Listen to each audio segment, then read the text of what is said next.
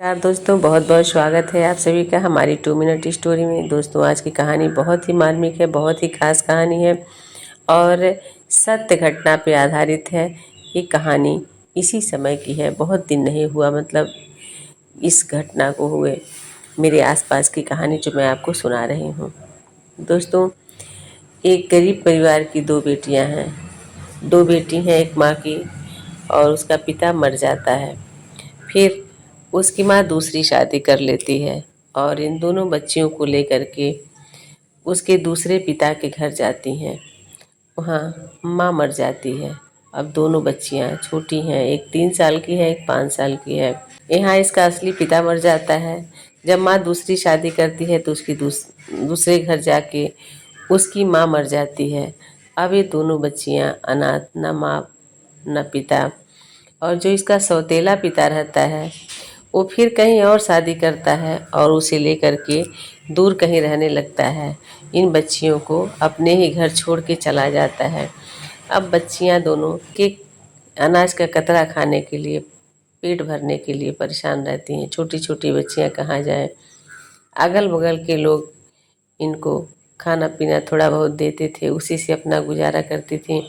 धीरे धीरे बच्ची जो है, एक 11 साल की हुई, एक 12 साल की हुई।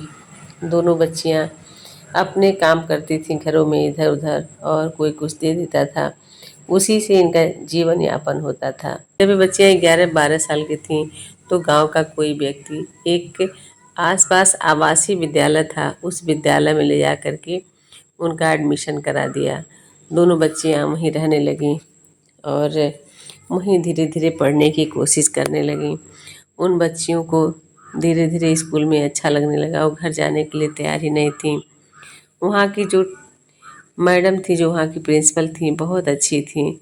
दोनों बच्चियों को बहुत प्यार करती थी। जब दोनों बच्चियाँ घर जाती थीं तो उनको खाने पीने चीज़ का, जब छुट्टियों में घर जाती थी दोनों बच्चियाँ, तो उन बच्चियों को खाने पीने का पूरा चीज़ वो दे करके घर भेजती थी कि घर जाओगी तो कैसे खाओगी, क्या खाओगी। फिर बच्चियाँ जाती थीं, छुट्टी से वापस आती थीं। ऐसे करते करते बच्चियाँ कक्षा 8 पास हो गईं। अब बच्चियों के रहने का मुश्किल हो गया। बच्चियाँ कहाँ रहें, कैसे रहें, क्या खाएं। उन दोनों बच्चियों को प्रिंसिपल मैडम ने अपने पैसे से सिलाई सिखवाया, उन्हें सहयोग किया और सबसे कहे सुन के किसी तरह से एक सिलाई मशीन की व्यवस्था कराई। उन बच्चों को कुछ पैसे भेज दिया करती थी दूसरे के माध्यम से। किसी को पता नहीं चलता था ये पैसा कौन भेज रहा है। फिर जो है बच्चियाँ बड़ी हो गईं। दोनों बच्चियों की शादी हुई। आज उन दोनों बच्चियों के 2 बच्चे हैं। दोस्तों, ऐसे ही हम थोड़ा थोड़ा किसी भी तरह से जितना हो पाए सहयोग करके किसी की ज़िंदगी हम कैसे संवार सकते हैं। अगर गांव के लोग उन बच्चों का सहयोग न किए होते तो बच्चियां बड़ी कैसे होती। वो आदमी अगर ले जा कर के आवासीय विद्यालय में एडमिशन न कराया होता तो उन बच्चियों का भविष्य कैसे बनता, कैसे वो साक्षर होती।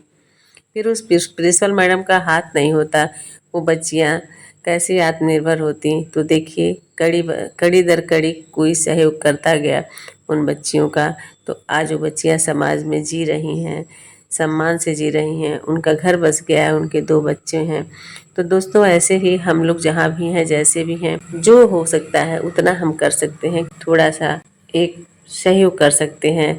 जैसे जब राम सेतु पुल बन रहा था तो एक गिलहरी, उसके पास कुछ नहीं था, लेकिन वो अपनी पूँछ में लपेट लपेट के बालू ला ला के झाड़ रही थी। उसका कितना बड़ा सहयोग था। वो जितनी छोटी थी उसके हिसाब से अपना वो कर्म कर रही थी, उतना सहयोग कर रही थी।